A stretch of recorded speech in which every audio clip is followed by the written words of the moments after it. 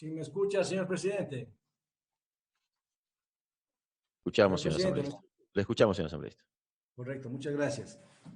Bueno, gracias, señor presidente. Saludos cordiales a todos los colegas legisladores y al Ecuador entero. Empiezo mi intervención haciendo referencia a la necesidad de hablar con la verdad. Y la única verdad que el Ecuador necesita saber es que es indispensable aprobar este proyecto de ley para que las finanzas públicas y los recursos de todos los ecuatorianos se manejen con orden y con disciplina. Y hablando de disciplina, es importantísimo rechazar categóricamente todas las afirmaciones relacionadas con transgresiones de la verdad y con manipulaciones de artículos tan importantes en este proyecto de ley. El Ecuador necesita este proyecto de ley y rechazo categóricamente todas las afirmaciones que se han dado contra este proyecto de ley. Y hablando de disciplina fiscal, y hablando de disciplina, debo solicitar al proponente de este proyecto de ley, asambleísta Daniel Mendoza, que se incorpore en la denominación del proyecto de ley la palabra disciplina, por lo que solicito que la denominación del mismo debe seguir de la siguiente manera: Ley Orgánica para la Disciplina y el Ordenamiento de las Finanzas Públicas. Espero, señora asambleísta Mendoza, que se incorpore esta alternativa. Luego, deseo hablar, mucho se ha hablado en defensa de la seguridad social de todos los ecuatorianos. Pues debo acotar algunos artículos netamente técnicos con los cuales se subsanan todas las inquietudes expresadas por los colegas asambleístas que me antecedieron en la palabra. Saludo que en el artículo 2 del proyecto de ley se pretenda excluir del sector público no financiero a las entidades de seguridad social. Es lo correcto. Así se preservaría su autonomía. En el artículo 12, relacionado con la política de prevención, mitigación y gestión de riesgos fiscales, por favor, excluir a la gestión de la seguridad social y a las entidades de seguridad social, porque nada tienen que ver con la política de mitigación de riesgos fiscales. No tienen relación alguna. Por favor, excluir de este artículo a la seguridad social. En el artículo 15, programación fiscal plurianual y anual, al final del artículo es indispensable incluir un párrafo que diga: los fondos de los gobiernos autónomos descentralizados y del sector de la seguridad social son propios de cada institución y distintos del gobierno central, por lo que la aplicación de este artículo no implicará ningún tipo de intervención o disposición por parte del ente rector de las finanzas públicas sobre estos fondos, de manera especial para el sector de la seguridad social, puesto que debe respetarse su programación y formulación presupuestaria, ya que responde a objetivos y metas prestacionales.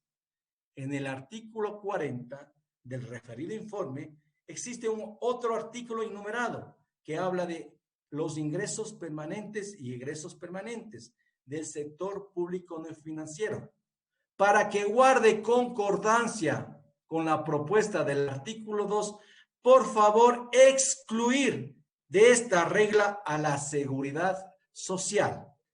En la sección segunda de la regla de deuda y otras obligaciones, existe otro artículo enumerado que habla de las disposiciones sobre el endeudamiento para las entidades de seguridad social y así aprobar sus presupuestos. Este artículo se debe eliminar. La seguridad social no tiene capacidad de endeudamiento, tiene necesidad de autofinanciarse, que es totalmente diferente. Por favor, corregir. Son términos netamente técnicos. En la sección tercera de las reglas de crecimiento de egresos. Por favor, existe otro artículo enumerado. Requisitos para financiar los gastos de la seguridad social. La seguridad social, con todo comedimiento, no maneja gastos. No maneja gastos, maneja costos. Por favor, corregir. Y los requisitos deberían ser: 1. La normativa emitida por los consejos directivos del Instituto Ecuatoriano de Seguridad Social, o sea, de todas las instituciones de seguridad social, referente a prestaciones que tengan impacto fiscal directo en las contribuciones que se financian a través del presupuesto general del Estado, deberán remitirse al ente rector de las finanzas públicas. 2.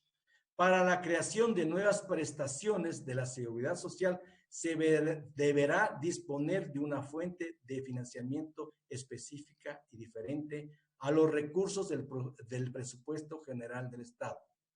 Con estas disposiciones y con estas observaciones, creo que se subsana totalmente lo que han dicho todos los colegas legisladores que me antecedieron en la palabra. Yo invito a todos los colegas legisladores a apoyar esta iniciativa de ley, porque la verdad absoluta es que Ecuador necesita manejar sus finanzas públicas con disciplina y con orden. Luego, paso a hablar de algunos requerimientos fiscales, en reglas fiscales, que nadie ha dicho y que me parece indispensable. Por ejemplo, de las reglas fiscales para controlar el gasto público, para controlar el endeudamiento público. Me parece indispensable que se incluyan en la propuesta legal algunas observaciones que ya presenté a la mesa de trabajo y que lamentablemente no ha tenido acogida. Me parece indispensable que para controlar el endeudamiento público y el gasto público se declare un periodo de estabilidad fiscal. Proponemos que sea de 8 años. Si ocurre un milagro, ojalá que sea de menos. Pero son los 8 años lo coherente para que el Ministerio de Economía y Finanzas Públicas proponga un programa de reducción de la deuda pública paulatina en los 8 años.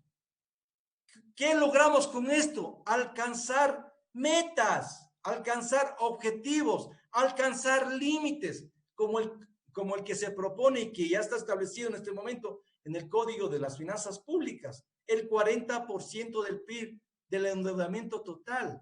Pero para alcanzar esto es indispensable, pues, hacer una programación ordenada de desmonte de la deuda, porque yo no creo en milagros en materia financiera. No creo que para el 2022, si en este momento tenemos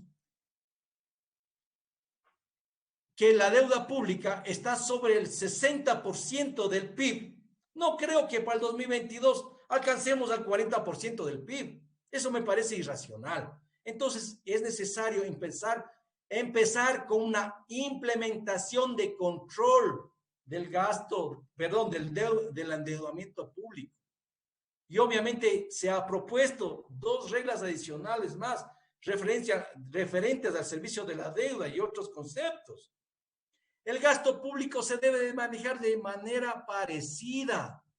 Una política emitida por el Ministerio de Finanzas que diga que se reducirá el 2% anual en relación al ejercicio anterior del gasto público. ¿Para conseguir qué cosa? ¿Qué vamos a conseguir con aquello? Vamos a conseguir el equilibrio presupuestario en 8 años. Es decir, que los ingresos van a ser igual al gasto público. A partir de allí proponemos que ese gasto público puede crecer en una relación no mayor al índice de inflación propuesto por el Banco Central.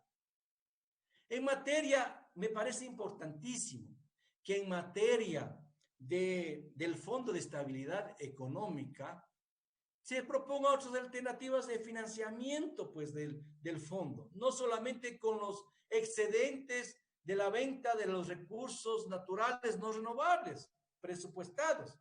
Tiene que haber otras formas de financiamiento también. He propuesto que también se financie con los rendimientos financieros en el manejo de la cuenta y también que se financie con la venta de los bienes del Estado, de estos bienes que no nos sirven absolutamente para nada a los ecuatorianos y que deben venderse. Ese fondo debe alimentarse también con aquellos recursos. Hemos propuesto también mecanismos de cómo manejar ese fondo. Es indispensable que ese fondo se maneje como un fideicomiso mercantil, administrado por el Banco Central. Es lo correcto, es lo saludable para que se maneje con transparencia el fondo de todos los ecuatorianos. Y de esta manera lograr la estabilidad, el manejo correcto, la salud pública financiera y la total transparencia de los recursos de todos los ecuatorianos.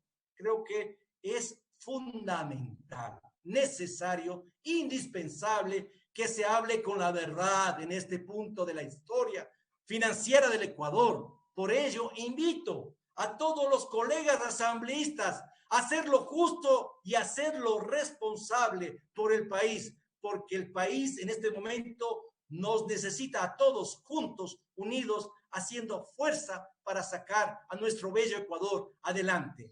Muchas gracias, señor presidente. Muchas gracias al Ecuador entero.